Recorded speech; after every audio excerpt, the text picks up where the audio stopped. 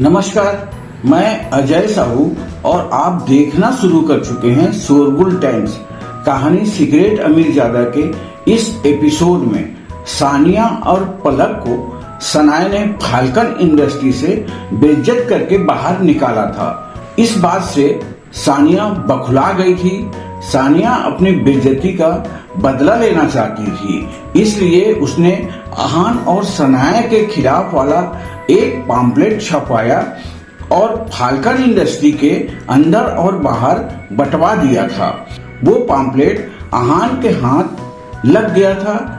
उस पम्फलेट को पढ़कर अहान समझ गया था कि यह जरूर सनाया को बदनाम करने के लिए किया गया है। अहान यह भी समझ गया था कि ऐसी हरकत कौन कर सकता है। अहान इस पम्फलेट के बारे में चिराग से पूछता है। अहान को परेशान देखकर चिराग को कुछ समझ नहीं आ रहा था, पर इतना तो वो समझ गया था कि अहान सनाया को पसंद करता है। इस वजह से अहान चिराग से जानना चाहता था कि इस पम्फलेट को कौन बंटवा रहा है। इस एपिसोड की शुरुआत कुछ इस तरह से होती है। चलिए अब जानते हैं इस एपिसोड में आगे और क्या कुछ नया होता है। चिराग समझ नहीं पा रहा था कि अहान के एक्सप्रेशन ऐसे क्यों हो गए थे। अहान इसे देखकर कोई भी बता सकता है कि यह फेक है। चिराग ने कहा, एक काम करो, जाने दो इसे। चिराग ने कहा। चिराग जानता था कि अहान सनाया को पसंद करता था और सनाया के डिवोर्सी होने की न्यूज से अहान को बहुत बड़ा धक्का लगा था।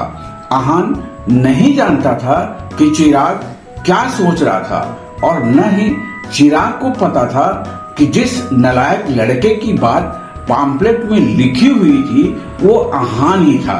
क्या तुम्हें पता है यह सब किसने किया है? अहान ने रूखी आवाज में पूछा। अहान जानता था कि जिसने भी यह सब किया था वो उनके बारे में अच्छे से जानता था। पता नहीं। चिराग ने ना में अपनी गर्दन हिला दी। पर हाँ, मैंने सुना है कि वो दोनों माँ बेटी हैं और शायद सनाया मैडम की रिलेटिव हैं। चिराग को जो बात पता था वो उसने बता दिया। रिलेटिव? अहान ने कुछ सोचा। वो समझ गया था कि यह सब सानिया और उसकी बेटी पलक ने किया होगा। सनाया ने मनाली में किसी को अफेंड नहीं किया था, इसलिए उसके दिमाग में यह दोनों ही आई। अहान यह भी जान गया था कि यह सब उस दिन की ब्लाइंड डेट की वजह से हो रहा था। अहान, क्या तुम्हें पता है यह किसने किया है? चिराग ने पूछा। अहान का चेहरा देखकर चिराग को लग रहा था जैसे उसके दिमाग में कुछ चल रहा था। अहान ने इस वक्त कुछ नहीं कहा। उसने पास में ही कुछ लोगों को फुसफुसाने की आवाजें सुनी। तुमने सुना है सनाया मैडम डिवोर्सी है?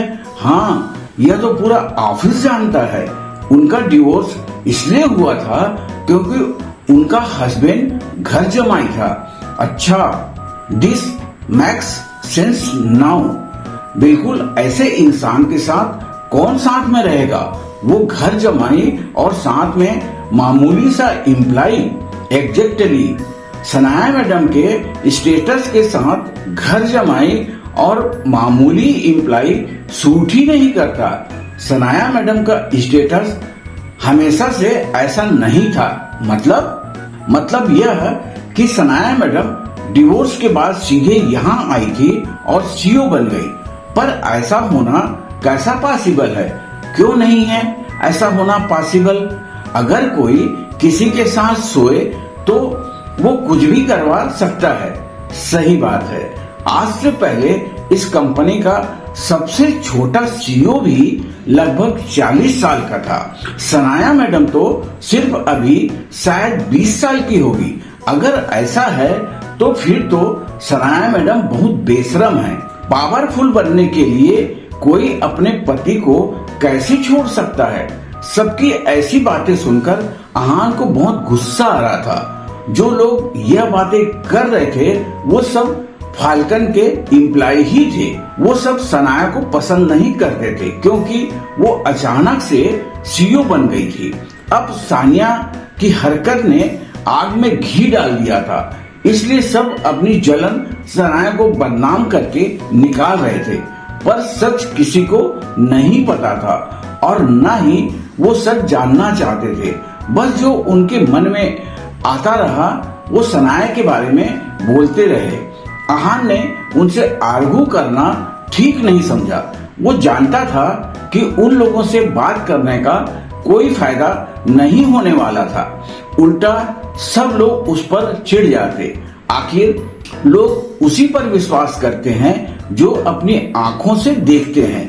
अगर आहान को यह प्रॉब्लम सॉल्व करनी थी तो पहले उसे सानिया से डील करना था और उससे पहले कंपनी में इस बात को फैलने से रोकना था।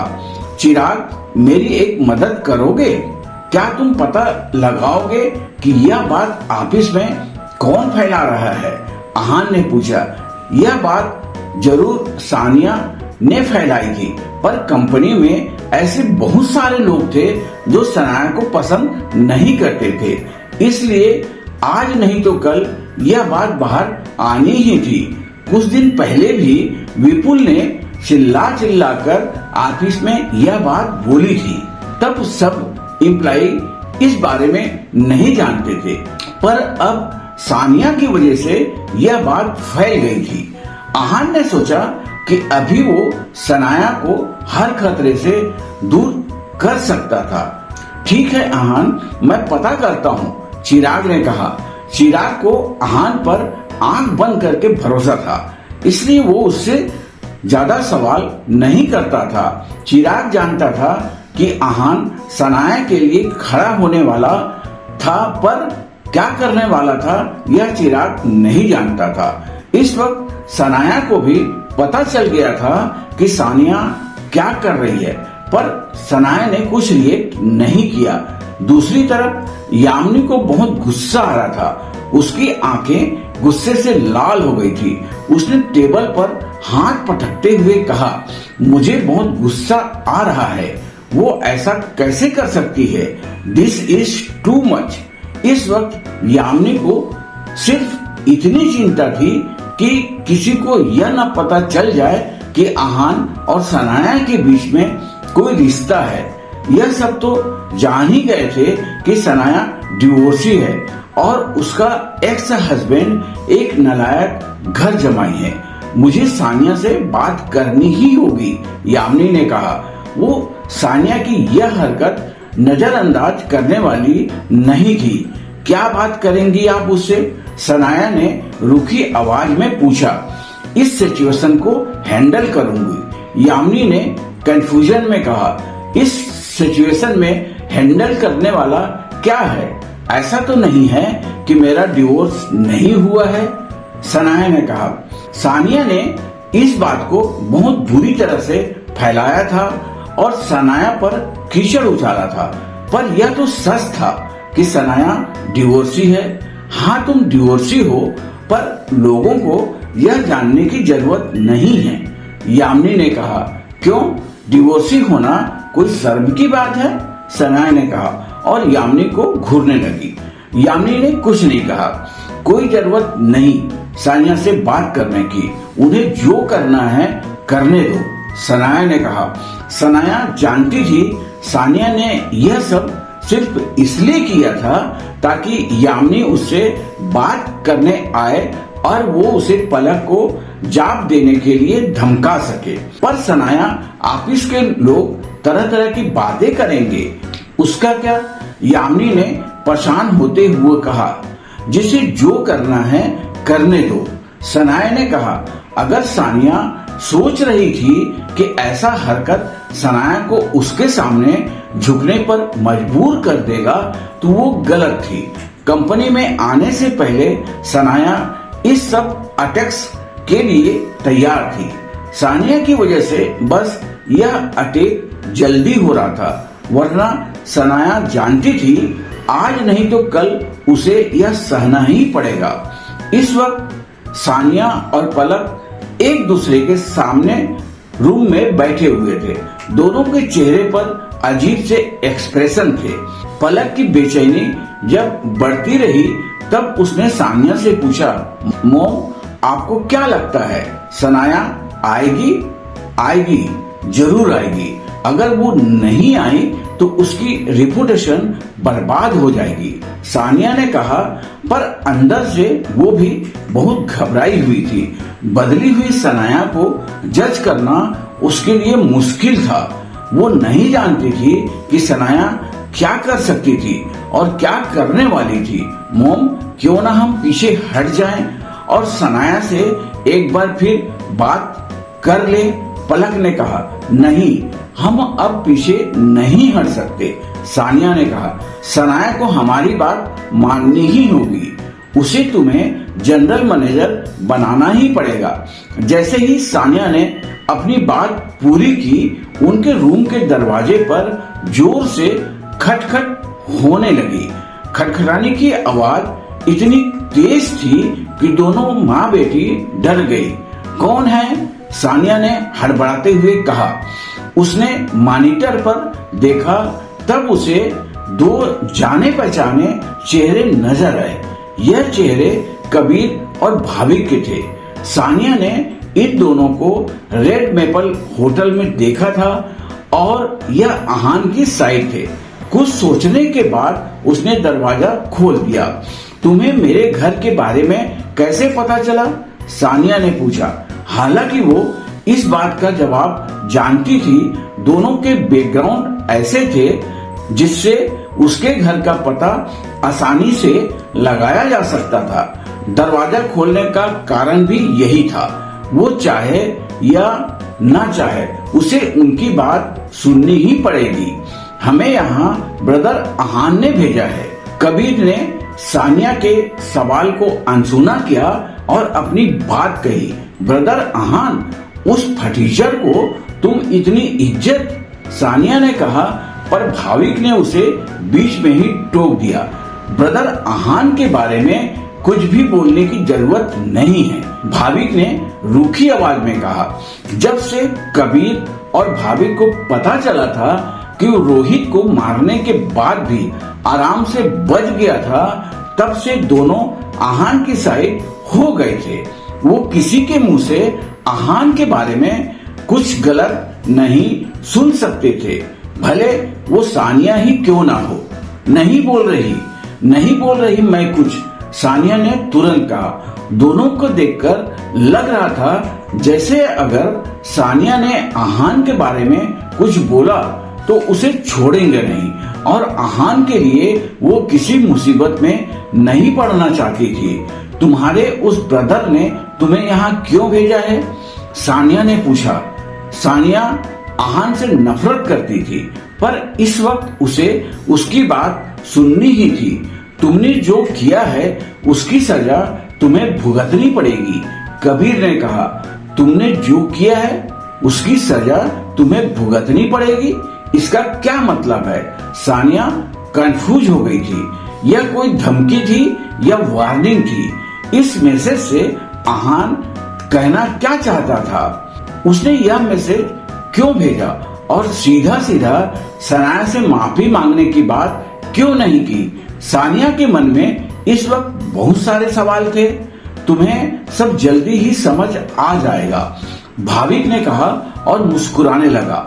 उन्हें पहले से पता था कि सानिया को इस बात का मतलब समझ नहीं आएगा, जल्दी समझ आ जाएगा। अब तो सानिया और उलझ गई थी। उसे समझ नहीं आ रहा था कि आहान उसके साथ कौन सी पहेली बुझा रहा था।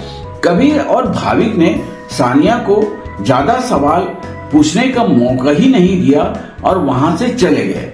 सानिया के चेहरे पर उलझन और परेशानी साफ नजर आ रही थी। वो कुछ देर वहीं खड़ी रही और फिर दरवाजा बंद करके घर के अंदर आ गई। उसे भाविक और कबीर के बात का मतलब तो समझ नहीं आया था, पर वो इतना जान गई थी कि आहान कुछ ऐसा करेगा जिसकी वजह से उसे सनाया से माफी मांगनी पड़ेगी। पर क्या? वो सानिया नहीं जानती थी। सानिया ने अपने मन को शांत किया, तभी उसके फोन की घंटी बजी। तुमने फिर से कुछ कांड किया है? अब किसे अफेंड करके आई हो तुम बाहर? सामने से बहुत गुस्से में आवाज आई। सनाया एकदम से डर गई। नहीं अभी मैंने कुछ नहीं किया है, मैं तो घर पर ही हूँ। सानिया ने तुरंत बात टालते हुए कहा, यह कॉल सानिया के पति कपिल का था, बकवास मत करो। कपिल ने चिल्लाते हुए कहा, मेरा होटल सील हो गया है और तुम कह रही हो कि तुमने कुछ नहीं किया है। कपिल ने कहा। वो इतना गुस्से में था कि उसकी आवाज कांप रही थी। यह बात सुनकर सानिया के चेहरे का रंग फीका पड़ गया। कैसे? यह क्या चल रहा है? सानिया ने सीरियसली पूछा, जैसे उसे कुछ पता ही नहीं था। तुम मुझे क्या पूछ रही हो? मैं जब ऑफिस में बैठा था तब कुछ लोग आए और उन्होंने बोला कि मेरे होटल में कुछ प्रॉब्लम है और उसे सील करके चले गए। कपिल ने कहा, सेक्रेटरी रमेश को कॉल किया तुमने? उसने होटल में पहले जब कभी भी प्रॉब्लम आई थी तब सेक्रेटरी रमेश ही उनकी मदद करते थे। तुम्हें क्या लगता है मैं उन्हें कॉल नहीं किया?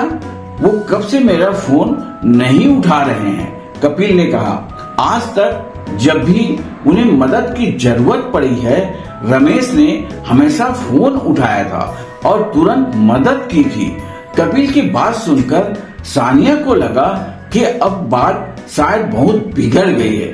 उसे नहीं कि आहान इसमें कुछ कर सकता था, पर फिर भी उसे आहान पर शक हो रहा था।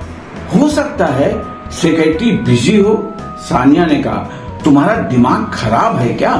वो इतने बिजी कैसे हो सकते हैं कि मेरा एक कॉल न उठाए? आज तक हुआ है ऐसा कभी?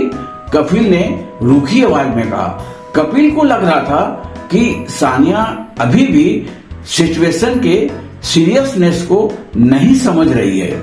कोई उनके परिवार को नुकसान पहुंचाना चाहता है और उसने रमेश को भी अपनी तरफ कर लिया था। बहुत सोचने के बाद कपिल को समझ आया था कि जरूर सानिया ने ही कुछ किया होगा। उसने पहले भी बाहर बहुत लोगों को अफेंड किया था, जिसकी वजह से उन्हें प्रॉब्लम फेस करनी पड़ी थी।